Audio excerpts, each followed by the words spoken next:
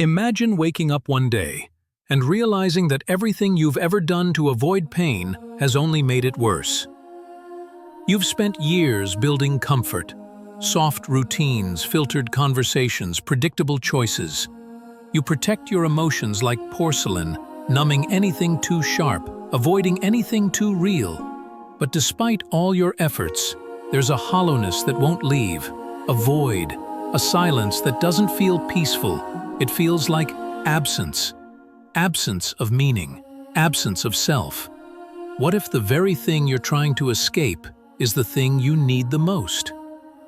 We live in an age of relentless self-soothing. Pop culture tells you to stay positive, let go of what hurts, and chase happiness. But deep inside, you suspect the truth is far more complicated.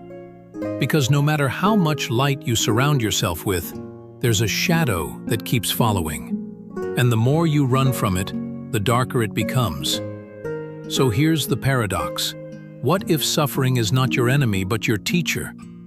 What if the pain you've silenced has a voice, a message, a purpose? And what if avoiding that pain has cost you the one thing you cannot live without, your humanity? Dostoyevsky, the Russian literary giant, once wrote, "Pain and suffering are always inevitable for a large intelligence and a deep heart. Not a curse, not an accident, but inevitable, necessary." He didn't say this as a philosophical exercise. He lived it. Years imprisoned in Siberia, moments from death, watching his comrades executed, buried in the frost of human despair. And yet, he emerged not broken, but awakened. This is not a story about suffering as punishment. It's a story about suffering as initiation. Let's imagine a man. Let's say it's you. You've done everything right. You've followed the path, avoided failure, smiled when asked, worked hard, sought approval, avoided the uncomfortable truths of your own psyche. But one day, a crack forms. Maybe someone leaves. Maybe you fail. Maybe the silence becomes unbearable. And suddenly, everything collapses. Your tools no longer work. And in that chaos, something stirs. Not destruction, but awakening. Because what if the pain isn't the problem? What if the pain is the call? What if everything you've labeled as dark, unwanted, ugly, or undesirable was never meant to be erased, but embraced? You see, Dostoyevsky believed that suffering is the birthplace of consciousness, that without suffering, there is no self-reflection, no moral awakening, no depth, no soul. His characters, from Raskolnikov to Ivan Karamazov, don't evolve despite their pain, they evolve through it.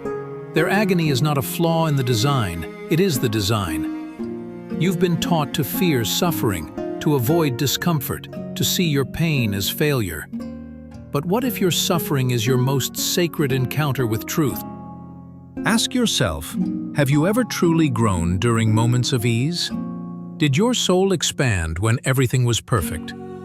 Or did it begin when your heart broke open, when you fell apart and had to rebuild from dust?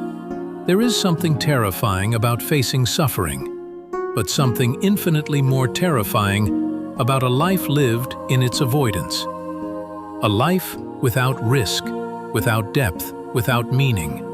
A life where your soul whispers to you from behind a locked door. So we begin here, not with a conclusion, but with a confrontation. Not with comfort, but with crisis.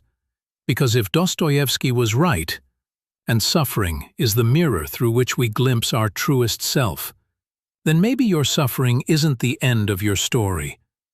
Maybe it's the beginning.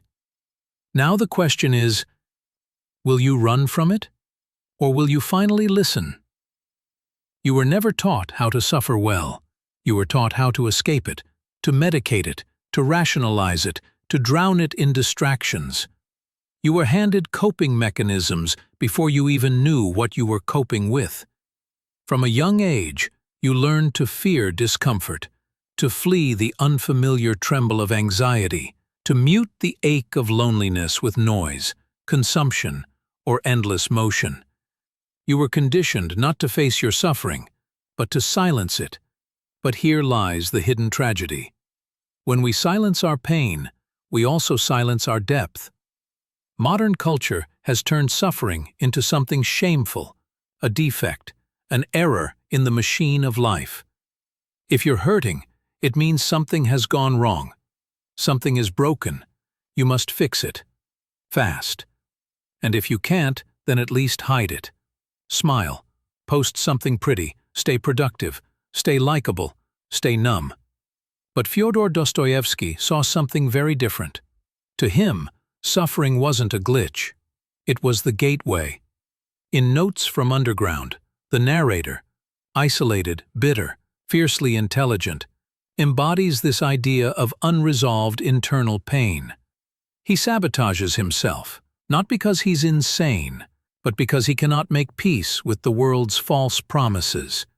He's deeply aware of the emptiness behind societal facades, progress, reason, civility, yet he cannot escape his own alienation. This internal war becomes his identity.